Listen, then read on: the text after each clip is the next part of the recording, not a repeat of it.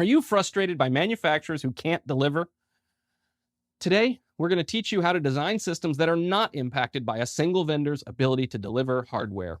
By selecting hardware from interoperable ecosystems and relying more on software, you can protect your bottom line the way IT shops already do. In this session, we'll start with an overview of the AV electronics supply chain from raw materials to microchips and components, all the way to manufactured finished products. And leveraging that baseline knowledge, we'll explore the forces that have impacted the supply chain in the past few years: geopolitics, COVID, and finance. And then we'll get our head out of the how did we get here clouds and into the practical realities. As a system designer, you need to develop an understanding of technologies and platforms that offer interoperability between manufacturers so that you never find yourself tied to a single vendor who may or may not be ready to deliver. And we as an industry need to encourage manufacturers to adopt these interoperable solutions and focus as much as possible on software-based solutions, which are far less affected by the manufacturing supply chain in the first place. Let's start with an overview of the AV supply chain, from microchips and components all the way to manufactured and finished products. It starts with a raw silicon wafer. First, silicon, that's basically sand, is mined. It's baked into these they're actually called loaves. Imagine a long cylinder of baked silicon loaf that gets sliced, just like a loaf of bread, into thin little wafers. And that's what we see here on the screen, a raw silicon wafer ready to be turned into a microchip. We use a process called photolithography, where lasers and chemicals combine in a process much like producing a photograph in a darkroom, the old way, not on a printer, to draw the lines and shapes on the silicon and in layers of metal that will ultimately become a finished microchip. And we see here, that's what a finished microchip looks like. Now, what we're looking at in this image is just the tiny little, the size of your thumbnail silicon chip itself. And you can see lots of little gold wires escaping from that chip and going out elsewhere. Where they're going to is the package. So what you see when you open up an AV product and you see little black chips on there with little silver legs on it, that is the IC package. Inside of that is that small silicon wafer with little golden bond wires connecting out to those larger silver pads that you see on the outside. So once we have those chips, what do we do? Well, first we've got to make a printed circuit board. This process is actually a lot like how we make the chips. It's a photolithography sort of process. We're gonna shoot lasers and lights at a chemical compound that will etch away metal or leave metal in place and give you wires the shape that you want them. Once you've got your raw circuit board, which is really just a bunch of wires and pads ready for chips to connect to them, well, then you put the chips on them. There's a big kind of machine called the surface mount assembly machine that can take, some of these big machines will take 50,000 components an hour and using vision systems and a bunch of little motors and actuators, grab a chip, stick it where it goes on the board, grab a chip, stick it where it goes on the board. 50,000, 100,000 chips an hour with some of these devices. They're pretty amazing to see. Finally, you've got a finished circuit board. That means it has all the chips on it and it's ready to work. That needs to go into an assembled product, right? You don't buy finished circuit boards, you buy metal boxes with circuit boards inside them, right? So the overall supply chain process goes from silicon wafers to silicon chips into IC packages, onto printed circuit boards, into metal boxes, plastic boxes, whatever housing we're going to put them in. And then finally, that component gets delivered to you, we hope. These products are complex, right? The smallest sort of SDVoE endpoint that you can make, I use SDVoE as a good example here, uses 881 parts from 51 different suppliers. And that is about as simple as an AV over IP endpoint device can get. We're actually really proud of that number as a simple supply chain management exercise. Just to compare that to a Crestron NVX endpoint, not to pick on them, but they published these numbers a year or so ago. A Crestron NVX endpoint has over 2,600 components from 240 different suppliers. So that's a much more complex supply chain operation, right? Because if one of those components can't be delivered to the manufacturing site, then the whole product can't be finished and delivered to you. So complexity is step one of why the supply chain can fall apart the way that it did in the last year or two. Geopolitics have a lot to do with this as well, right? Here's some stats that I learned when researching this. Between 2018 and 2022, U.S. importers paid over $32 billion in tariffs on IT equipment, right? You heard about the U.S.-China trade war and tariffs being implemented. That's designed to discourage things being purchased from China in the U.S. And of course, China is a big part of our supply chain, both in terms of finished goods, but also in terms of a lot of those little components that go in. It's not all big, complicated microchips. Some of it is, resistors and capacitors that you need on that circuit board to make it work. As a result of those tariffs, imports of Chinese IT equipment has fallen by 62% in that same time frame. And we'll put some links down below for you to go check out these articles that give you more on these statistics. But if you think about what happens when Chinese imports fall by 62%, demand doesn't fall. So that means the U.S. manufacturers of components and of end products are going to have to ramp up quickly to match the demand that's still there while we're not getting the products from China that were filling that demand. Finally, and here's an interesting one, Ukraine, of course, their supply chain has been massively disrupted in the last year or two, is a key supplier of neon. And neon is a special gas that's necessary in the semiconductor fabrication industry. So you see how things are really interconnected, and a disruption in one place can cause big problems down the line. Now let's talk about COVID, right? Of course, we all heard about that. It was a big player in why our supply chain was disrupted, but let's look into how that happened, right? In March 2020, this is amazing, 80,000 Chinese electronic manufacturers closed. They just shut down. They just stopped building stuff. So that means any components, any products, any devices used for building products that were being manufactured there are shut down. In the first half of 2020, air cargo transportation costs were up by 300%. So now those suppliers have to think, do I want to pay for air transport or do I want to just have it shipped by boat, which is much, much more cost effective, but now it takes weeks to get across the ocean instead of days. And planning that into your supply chain planning process is certainly feasible, but it's going to drive up those lead times, isn't it? And meanwhile, we saw a huge spike in demand during COVID. Everybody was staying home. Everybody wanted a new laptop because they're living on it all day long. So laptop sales, for example, increased by 50% in the first quarter of 2020. So you've got, it's harder to deliver components to build things. There are fewer factories making things, and people want 50% more things all at the same time. Of course, this is going to cause a big crunch and is going to drive lead times up. Now let's look at the finance part of this situation, right?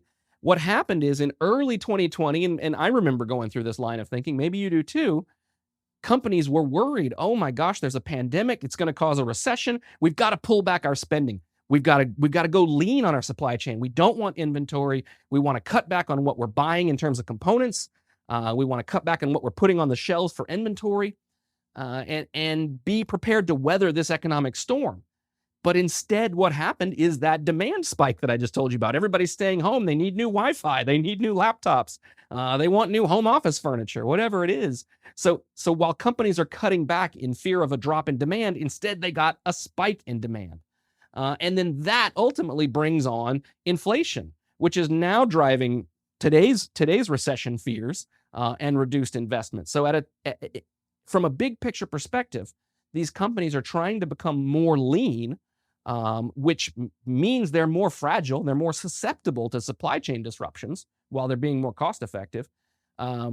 But they don't quite understand the demand picture because it's been very strange and surprising. So how can you protect your business? The number one thing you need to do is diversify your own supply chain. Don't let yourself be beholden to a single manufacturer. Don't put yourself in a situation where one company's mistake is going to cost you the ability to deliver business. You need to have multiple suppliers to be able to operate in a world where one of those suppliers might fail. Now, of course, one approach to that is to become an expert at 3 or 4 completely different product lines, completely different manufacturers, and be ready to tear out a complete design and start a whole new design. That's a massive challenge, right? It protects you on the supply chain side, but the overhead of that can be massive. So now I want to talk about different ways that I see interoperability and ways that you can look at it and approach it for your business. The first of those is, of course, standardization, right? How that works is a standards body gets together, votes on who's going to be a member, thinks very carefully through a set of problems. Let's, how do we distribute video? How do we turn on lights? How do we communicate low power wirelessly? Think that all through, write down a detailed specification, argue about it for years, finally come out with it, let people start building to it. They will have interoperability problems at first because everybody reads the spec differently, but over time, this approach can work very well.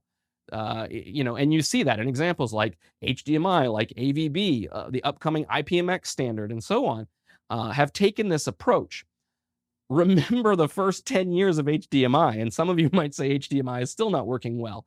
The standardization approach can work. It takes a long time to really nail the standard down, and then to get manufacturers to understand the standard in a way where they actually interoperate well together. It's my belief, I won't say it's my belief, I think it's a fact that historically, this approach hasn't worked well in Pro AV. My belief is that's because Pro AV is usually out on sort of the bleeding edge of what's possible with some of this technology. And so an approach that takes years to work, by the time everything's working well, Pro AV is sort of on to the next mega trend in the industry. So this approach hasn't always worked well in Pro AV, but watch for it because once it stabilizes, it's a great approach. The next path is one that I call unification. And this is what we do here at SDVoE. It's how HD-based T works. It's how Dante works, and NDI works this way. In this case, somebody comes along and sees a problem, right? It's hard to move video signals over a long distance, said Valens Semiconductor one day. And they invented their own technology for moving an HDMI signal down a Category 5 cable.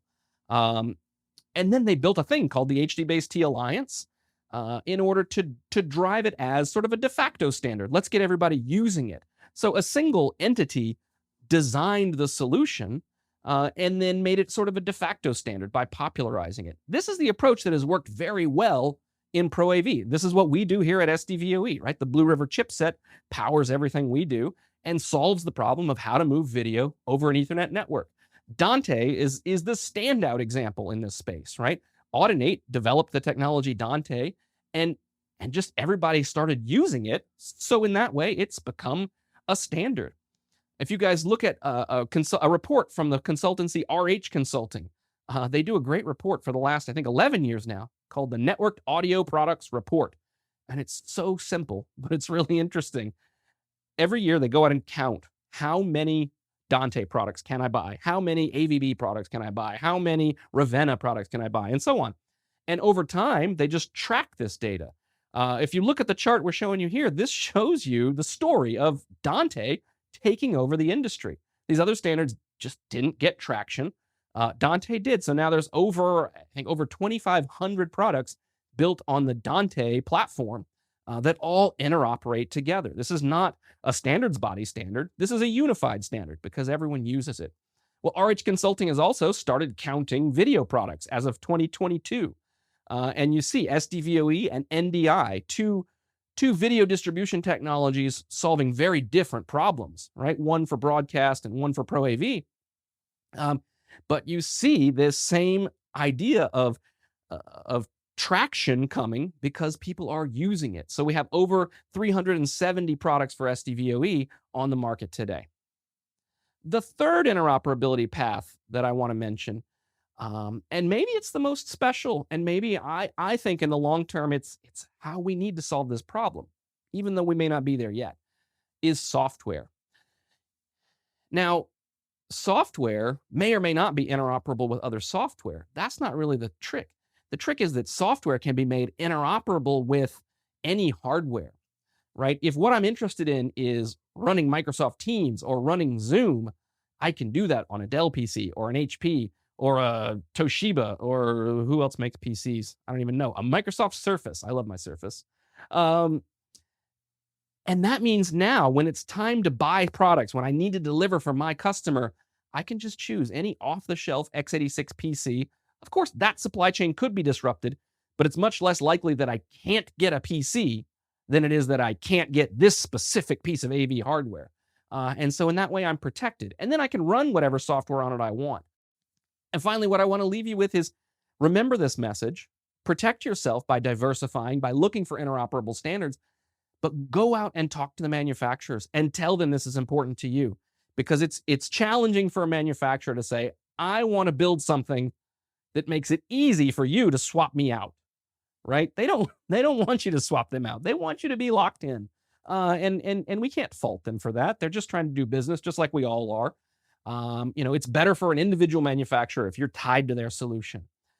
But it's probably better for you if you're not tied to that. So go tell those manufacturers that you demand interoperability, that you require it for your designs, and that they're going to have to compete for your business on something else, not on lock-in, but on high-quality products, on great support, on being able to deliver when they say they're going to deliver, for example.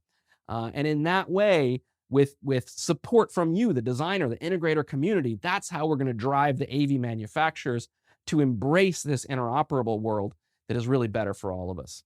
Thanks for watching.